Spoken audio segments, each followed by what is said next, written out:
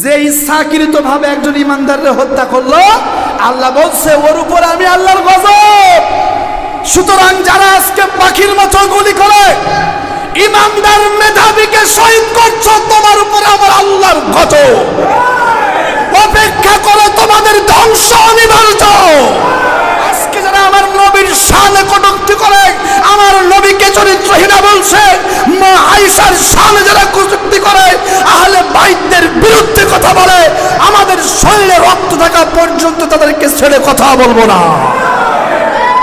আমরা আহলে বাইতের ভালোবাসা অন্তরে লালন করি।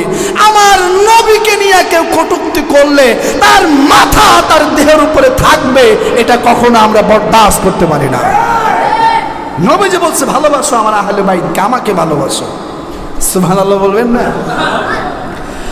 আমার ভাইরা, মুসলিম শরীফের হাদিস, আবু বকর রাদিয়াল্লাহু তাআলা আনহু যখন খলিফা নিযুক্ত হলেন, তখন তিনি আলীকে ডাক দিয়ে বলছেন, শোনো আলী, শোনো আলী, আমি সব সময় তোমাদের অধিকারের ব্যাপারে সচেতন। শোনো আলী, আমি সব সময় তোমাদেরকে এবং তোমার পরিবারকে, নবী পরিবারকে, আহলে বাইতদেরকে, নবীর স্ত্রীদেরকে সব সময় আমার অধিকারের চাইতেও বেশি প্রাধান্য দিয়ে থাকি।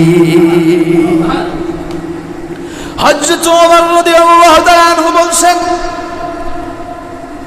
আমি খলিফা ওমরের চাইতেও বেশি ভাতা পেতেন আহলে বাইতরা। সুবহানাল্লাহ বলবেন না? খলিফা ওমর রাদিয়াল্লাহু তাআলা আনহু তিনি যে ভাতা পেতেন তার চাইতেও বেশি ভাতা নির্ধারণ করেছিলেন আলীর জন্য, ফাতেমার জন্য, হুসাইনের জন্য, নবীর পত্নীদের জন্য। আর শিয়া নামক ওই সমস্ত আকীদা ইসলাম বিরোধী শিয়া নামক ওই সমস্ত চরমপন্থীরা আজকে যখন সাহাবীদেরকে গালি দেয়, আজকে তারা মাঝে মাঝে গালি দেয় এই যে তাজিয়া মিছিল করবে, আর সাহাবীদেরকে ওমরকে, ওসমানকে, আবু বকরকে, মা আয়েশাকে গালি দেয়। আল্লাহর কসম করে বলি, যারা সাহাবীদেরকে গালি দেয়, আহলে বাইতকে গালি দেয়, আর কিছু হোক না হোক, আল্লাহর কসম ও কখনো ঈমানদার হতে পারে না। এই জন্য শিয়ারা মুসলমান না, কি না? জোরে বলেন, মুসলমান নয়। আজকে আমরা আশুরার উপরে কথা বলছি, কিন্তু শিয়ারা দেখবেন ইয়া হোসেন, ইয়া হোসেন, হাই হোসেন, হাই হোসেন, আর ওই চাবুক দিয়া নিজেকে আঘাত করে, ক্ষতবিক্ষত করে। কেন? কারণ কারবালার প্রান্তরে হুসাইনকে শহীদ করা হয়েছিল, সেই শহীদের তারা অনুতপ্ত, এই জন্য এইটা করে। নাউজুবিল্লাহ বলেন। প্রিয় উপস্থিতি, ওই ঘটনার দিকে আমার বড় ভাই যাবে, হাসান মোহাম্মদ লাল সাহেব যাবে।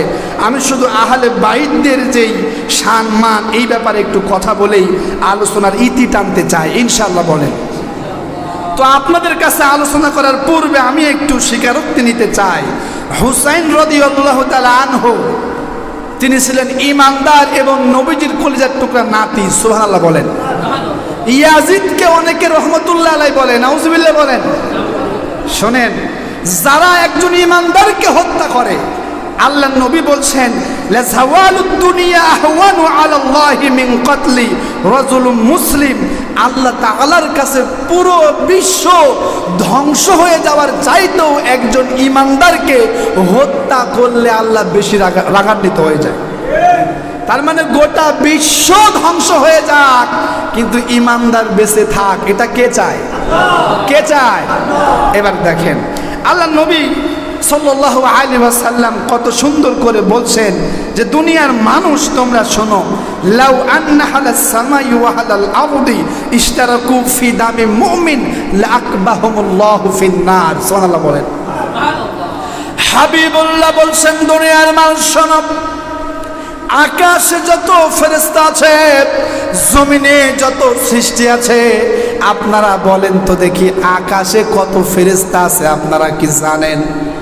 জানেন?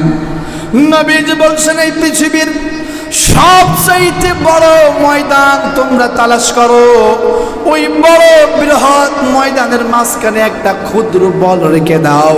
ক্ষুদ্র বলটা ওই বড় বৃহৎ ময়দানের কাছে যেমন ক্ষুদ্র, ঠিক তেমনি প্রথম আসমান প্রথম আসমান, ঠিক তেমনি সপ্তম আসমান ষষ্ঠের কাছে ক্ষুদ্র, ষষ্ঠ পঞ্চমের কাছে, পঞ্চম চতুর্থর কাছে, চতুর্থ তৃতীয়র কাছে, এইভাবে ক্ষুদ্র ক্ষুদ্র হতে সাত আসমান।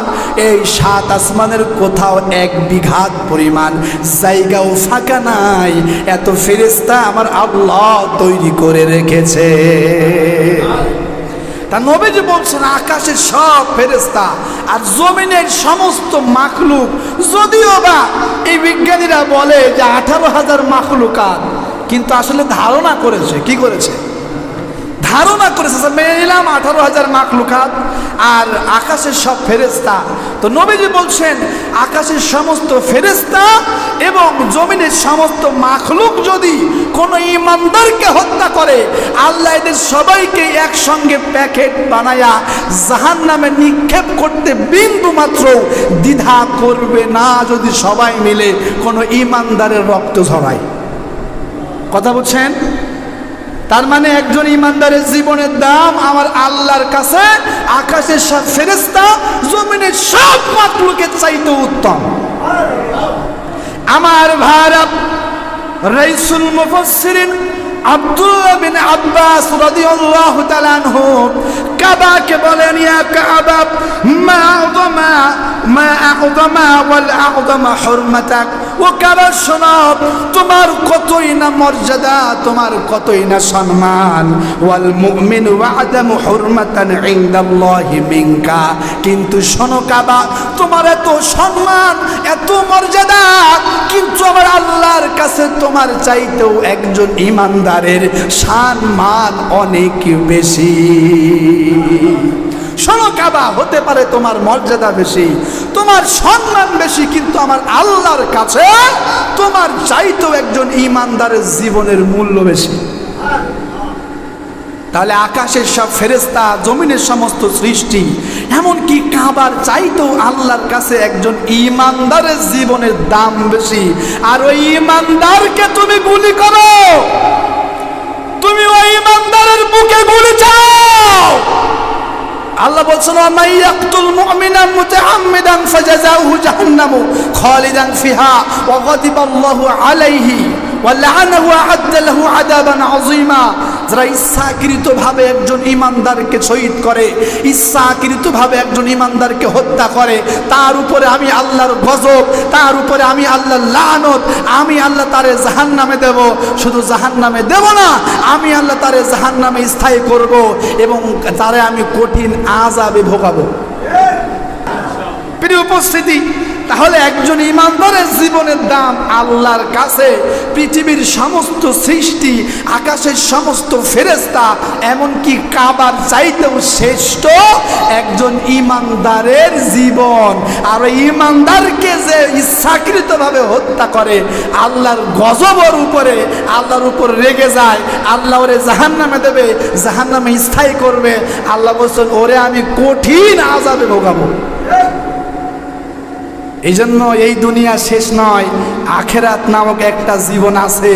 ওই জীবনের চিন্তা করে তুমি পথ চলো। এই পৃথিবী ক্ষণস্থায়ী, এই দুনিয়া থাকার জায়গা নয়। আব্দুল্লাহ বিন আব্বাস রাদিয়াল্লাহু তাআলা আনহু বড় আফসোস করে প্রায়শ বলতেন যে, শোনো, যদি ক্ষমতা দিয়া চিরকাল দুনিয়াতে টিকে থাকা যেত, তাহলে ফেরাউন কখনো মরতো না। যদি অর্থ দিয়ে চিরকাল দুনিয়াতে বেঁচে থাকা যেত, তাহলে কারণ কখনো মরতো না।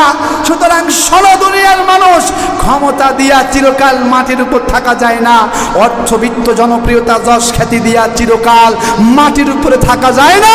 তোমার আজও কাল হোক, এই কালো মাটির নিচে দাপন হতেই হবে। সেই আখিরাতের চিন্তা করে পথ চলো। এই দুনিয়া শেষ না, এই দুনিয়া শেষ নয়, দুনিয়া ছাড়তে হবে। এই দুনিয়ার সফলতাই চূড়ান্ত সফলতা নয়। সফলতা হলো ফামান যুহজিয়া আনিন নারি ওয়া উদখিলাল জান্নাতা ফাকাদ ফাজ। আমার আল্লাহ নামাজের দয়া করে মায়া করে মাফ করে দিবেন এবং জান্নাতের সার্টিফিকেট হাতে ধরায়া দিবেন। আল্লাহ বলছেন ওই ব্যক্তি সফল।